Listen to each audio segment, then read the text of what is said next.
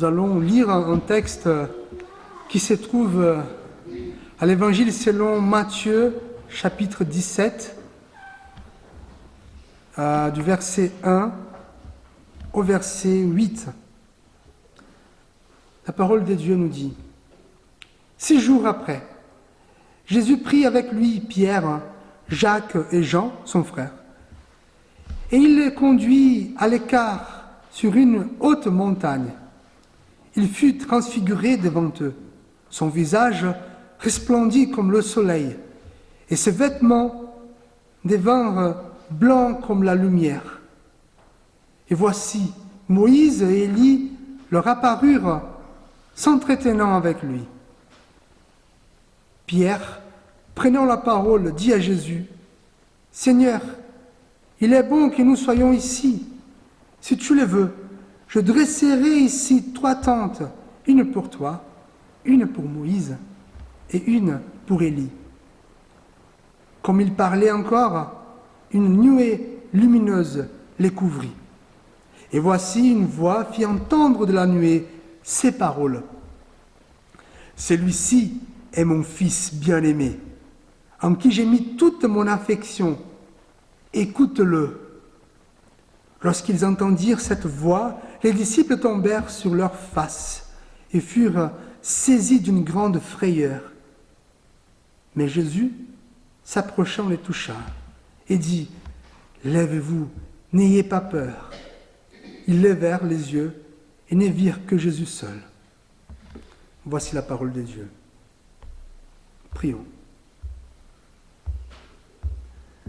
Père, viens Seigneur nous parler par ta parole ce matin, afin que nous soyons touchés, afin que nous ayons une révélation qui vient de toi, Seigneur, pour nous aider à continuer, pour nous aider à vivre cette vie. Nous t'en prions au nom de Jésus, notre Seigneur, la parole vivante. Amen. Vous savez, nous tous, nous sommes naturellement méfiants. Voilà, il y a des choses qui ont fait confiance et d'autres pas trop. Même les plus optimistes, il va toujours se méfier un peu, surtout ceux qui ont de l'expérience. Après avoir connu ce monde, après avoir été trahis, c'est normal qu'on ne fasse pas assez de confiance en tout le monde. Mais malheureusement, cette méfiance touche notre foi. La même méfiance qu'on a vers l'autre, on peut avoir aussi envers notre Dieu. C'est vrai que ce n'est pas facile quand on découvre une maladie, quelqu'un qui nous dise, normalement c'est le pasteur: « N'aie pas peur, aie confiance en Dieu. » Ouais, ça devrait nous réconforter, mais on sait que... Et donc, notre histoire d'aujourd'hui va montrer des disciples qui étaient un peu inquiets par rapport à la simplicité et l'humanité de Christ, parce qu'ils attendaient un Jésus tout-puissant, glorieux, et donc le fait de voir Jésus faible comme il était, malgré tous les miracles qu'ils ont connus, ils se méfiaient quand même. Et on va voir un peu ça. Et donc, ces disciples, ils démarrent ce texte avec une petite méfiance par rapport à la simplicité de Christ. Ils vont finir cette histoire fortifiée par cette simplicité et par l'humanité de Christ. En fait, notre histoire raconte une manifestation extraordinaire de Jésus, une épiphanie, ça veut dire manifestation. Et cette épiphanie montre la gloire de Jésus. Une gloire qui a comme but effacer la méfiance des disciples et les fortifier pour le ministère. Parce que ces disciples-là vont devenir les apôtres. Il fallait quand même qu'ils aient confiance en Jésus. Notre histoire commence pas exactement au chapitre 17, mais un peu avant, au chapitre 16, puisque Jésus, il est avec les 12, les disciples, et là, il va annoncer sa mort. Il dit qu'il doit partir à Jérusalem pour mourir.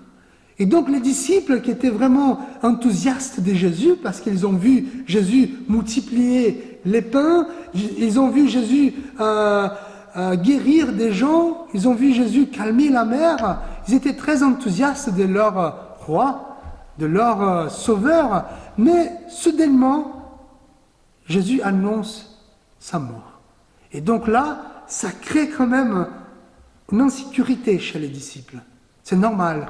Quand on a beaucoup d'expectatives, quand les expectatives ne sont pas atteintes, ça c'est difficile de ne pas se méfier. Et donc, ils sont là, et à un moment donné, Jésus, il invite 3 de ses disciples à une promenade. Il vient auprès de Pierre, de Jacques et de Jean pour les inviter à marcher un peu. Et c'est vrai qu'au moment, ça se semble un peu bizarre, parce que pourquoi Jésus n'a pas appelé les 12 et les autres? Il fait appel seulement à 3 de ses disciples. Après, on ne sait pas si Jésus avait des préférés ou si Jésus avait des plans par rapport à ces trois garçons, ces 3 disciples. En fait, Jésus, le texte dit que Jésus les emmène à l'écart. Voilà, loin de tout ce qu'ils connaissaient. Il monte la montagne. C'est vrai que quand on regarde de plus près, Pierre, Jean et Jacques, ils avaient quand même des choses à faire. Pierre, il serait les responsables pour le début de l'Église, l'apôtre qui allait implanter l'Église à Jérusalem, d'où toutes les autres églises allaient sortir. Il y avait Jean, c'est lui qui serait loyal à Christ jusqu'à la fin. C'est lui qui serait auprès de la croix, au pied de la croix, à la mort de Christ. Il y avait Jacques aussi, le premier qui allait être martyrisé, mourir par l'amour à l'Évangile. Et donc, ces 3 disciples qui sont mis à l'écart, ça veut dire loin de la normalité, loin de ceux qu'ils connaissaient, loin des autres disciples, sont invités à faire un chemin assez difficile, la montagne. Vous savez, dans la Bible, ainsi comme dans toutes les autres religions, la montagne signifie la rencontre avec Dieu. Pas que ça, la montagne aussi, c'est un lieu difficile, de difficile accès, comme le texte nous souligne, une haute montagne. Donc Jésus les invite pour sortir de leur zone de confort, pour leur parler, pour se révéler à eux.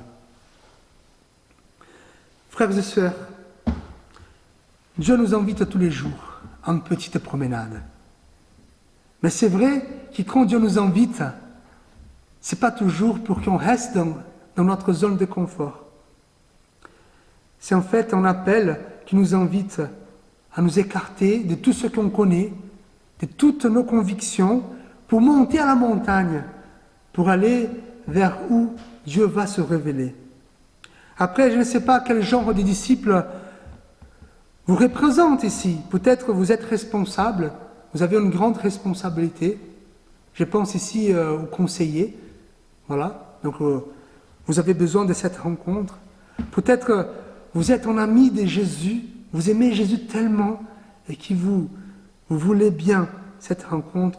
Ou peut-être vous êtes en souffrance et vous avez besoin aussi de cette rencontre. Peu importe la rencontre que Dieu vous propose, il vous appelle à une promenade pour vous parler. L'histoire continue. Donc ils arrivent, voilà, on ne sait pas où ils étaient, mais peut-être pas trop bas, mais ils sont montés. Et à ce moment, une chose extraordinaire arrive. Jésus change d'apparence. Le texte dit que son visage resplendit comme le soleil, et ses vêtements devinrent blancs comme la lumière. En fait, même les commentateurs bibliques, ils ne savent pas trop expliquer ce qui s'est passé en fait. Mais Jésus est en train de montrer sa gloire à ses disciples.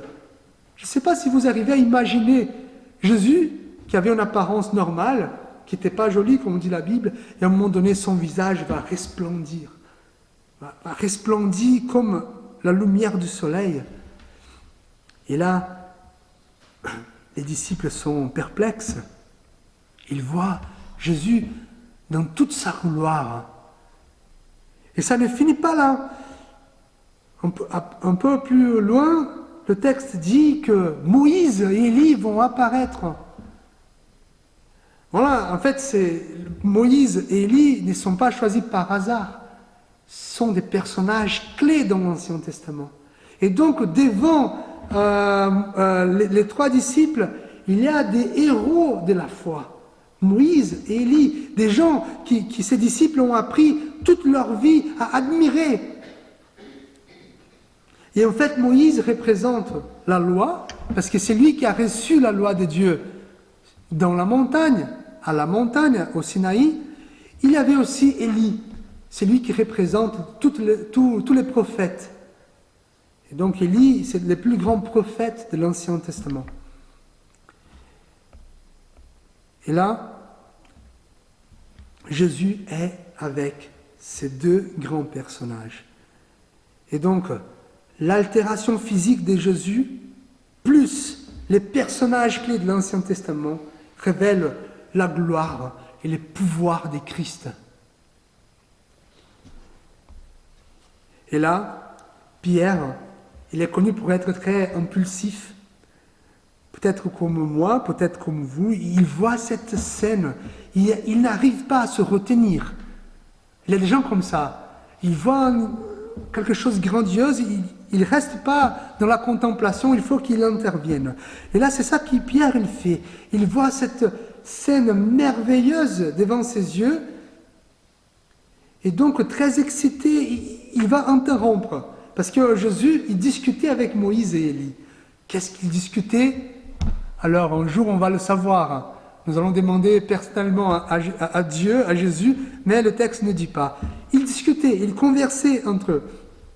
Et donc, là, il y a Pierre qui vient pour interrompre cette conversation avec sa super idée, en fait. Là, il dit à Jésus, Jésus, c'est formidable ce que nous sommes en train de vivre. J'ai une grande idée. On va faire des tentes pour qu'on reste. Normalement, quand on lit ce passage, l'impression qu'on a, c'est que les tentes ici, ça veut dire un lieu pour reposer, pour passer la nuit, pour rester longtemps. Mais quand on regarde le texte, on voit que ces tentes, ça veut dire des sanctuaires, des hôtels. Donc, ce que Pierre est en train de proposer, de faire des hôtels pour cette manifestation extraordinaire. Ça, c'était comment dans l'Ancien Testament? Par exemple, Jacob, à chaque fois qu'il a vu Dieu, il a bâti un petit hôtel pour cette révérence, pour marquer ces moments d'expérience. Et là, quelle est l'erreur de Pierre? L'erreur de Pierre, c'est pas interrompre Jésus et les personnages de l'Ancien Testament. Mais en fait, Pierre, il était encore dans l'Ancien Testament. L'erreur fondamentale de Pierre, c'est de croire que Jésus est en quelque sorte un nouveau personnage de l'Ancien Testament. Quelqu'un qui donne la continuité à la manière de faire de l'Ancien Testament, la continuité de la religion juive. Mais non, Jésus n'est pas comme Moïse, Jésus n'est pas comme Élie, il est plus grand. Alors, éblouis et émerveillés, les trois disciples font preuve non seulement de dévotion, mais aussi d'incompréhension et d'ignorance concernant l'expérience vécue. Alors, cette expérience allait être un jalon pour la nouvelle religion, le christianisme. Frères et sœurs, nous avons tous l'occasion de faire des grosses expériences surnaturelles. Je ne sais pas si vous avez déjà eu des expériences surnaturelles. Moi, je m'en souviens d'une. Moi, à un moment donné, j'avais un défi de prier tous les jours à 4 heures du matin. Donc, je me réveillais tous les jours à 4 heures du matin. C'était difficile, mais j'ai prié. Et un jour, je ne me suis pas réveillé. J'ai entendu voilà, la sonnette du portable, je ne suis pas réveillé. Et donc j'entends une voix qui me dit « Fabio, réveille-toi ». Si c'était mon sommeil, c'était Dieu, je ne sais pas, c'était une expérience. Mais c'est très bien ça nous encourage. Par contre, le danger de l'expérience, c'est qu'on soit très attaché aux expériences et on ne bouge plus. Le danger de l'expérience, c'est qu'on devient des idolâtres. On commence à idolâtrer l'expérience et on reste quand même attaché au passé. C'est pas ça que Dieu souhaite, qu'on reste attaché aux expériences du passé. Et malheureusement, la religion chrétienne, parfois, c'est vraiment l'attachement aux expériences que les gens ont eues dans le passé. Et ce n'est pas possible d'avancer. Mais là, l'histoire continue. Il y a l'apogée, les moments forts de cette histoire. C'est quand la nuée vient remplir la montagne. Ces nuages qui viennent pour montrer la gloire de Dieu. C'est ça qui s'est passé avec Moïse. C'est ça qui s'est passé quand les temples ont été bâtis. C'est ça qui s'est passé quand les tentes ont été faites pour la présence de Dieu. Donc, la nuée signifie la présence et la gloire de Dieu. La présence de Dieu. Et donc, Dieu, il vient. Voilà, quelle expérience! Jésus, Moïse, Élie et Dieu en forme de nuée. Il vient, et là, les disciples, ils sont bouche bée, ils ne savent pas trop quoi faire. Et donc, de cette nuée, il y a une voix qui sort. Il y a un message donné par Dieu. Il dit, c'est lui est mon fils bien-aimé, en qui j'ai mis toute mon affection. Écoute-le. Là, c'est le témoignage de Dieu en disant, voilà, Jésus est mon fils, le Messie. C'est intéressant parce que Dieu a parlé à travers Moïse, la loi. Dieu a parlé à travers les prophètes, représentés par Élie. Et maintenant, Jésus est la propre parole de Dieu. Et donc, Dieu est en train de nous demander, si vous voulez la parole de Dieu, si vous voulez ma parole, écoute-le, écoutez Jésus. Là, les trois amis, les trois disciples, ils sont effrayés. Ils sont même terrifiés par ce phénomène. Et donc, la seule chose qu'ils peuvent faire, c'est de se plier, c'est de mettre à genoux, mettre leur face par terre.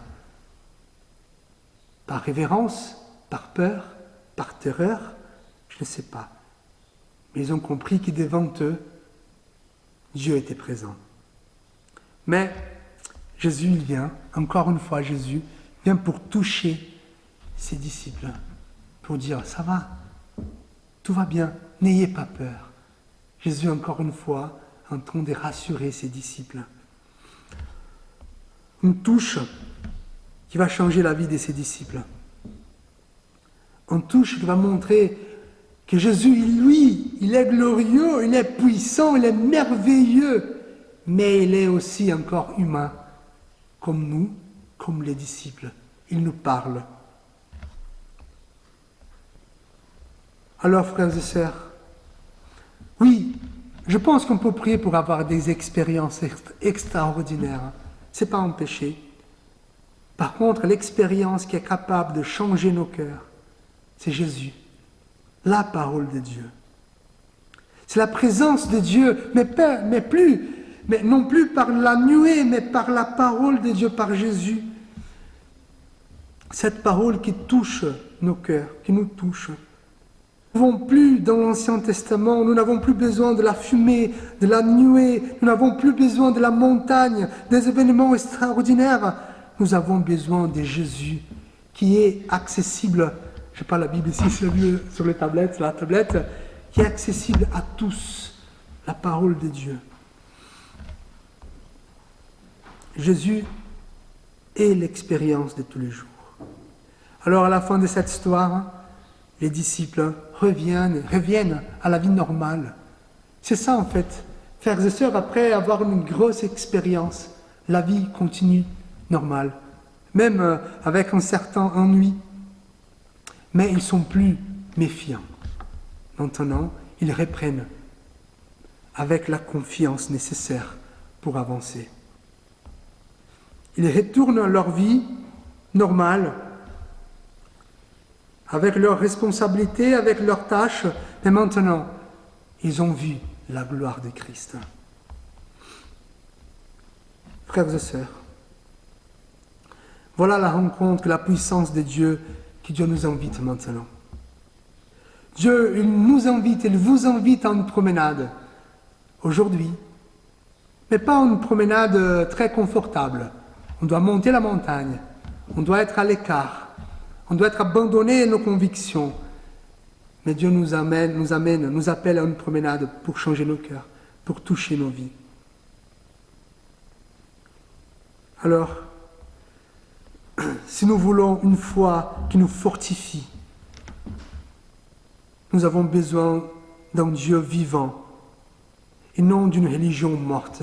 Nous avons besoin d'un Jésus vivant, pas un Jésus attaché à la croix. Nous avons besoin d'un Dieu qui nous comprenne, qui évolue avec nous, pas une religion morte. C'est vrai, la tradition, c'est une bonne chose. Ça me plaît, ça nous guide. Mais ce n'est pas ça qui va nous fortifier. C'est un Dieu vivant dans notre cœur, un Dieu vivant par la puissance de Dieu. Cette épiphanie, j'ai conclu comme ça, cette épiphanie, cet événement, peut être était une expérience extraordinaire. Et peut-être nous avons tous des expériences extraordinaires, personnelles, individuelles. Évidemment, cela n'est pas donné à tout le monde. Mais Jésus, c'est la manifestation de Dieu disponible 24 heures par 24 à tout le monde. Je vous invite à la prière. Père éternel, nous avons besoin d'être fortifiés pour demain, lundi qui démarre, avec tout ce que nous devons faire. Père, nous voulons être fortifiés dans notre relation, fortifiés dans notre amour, fortifiés dans notre relation avec toi. Seigneur, que nous puissions accepter cette promenade offerte par Jésus. Seigneur, que nous puissions recevoir Jésus tous les jours, cette rencontre extraordinaire avec sa parole. Bénis-nous, Seigneur, nous t'en prions. Au nom de Jésus. Amen. Je vous invite à vous lever.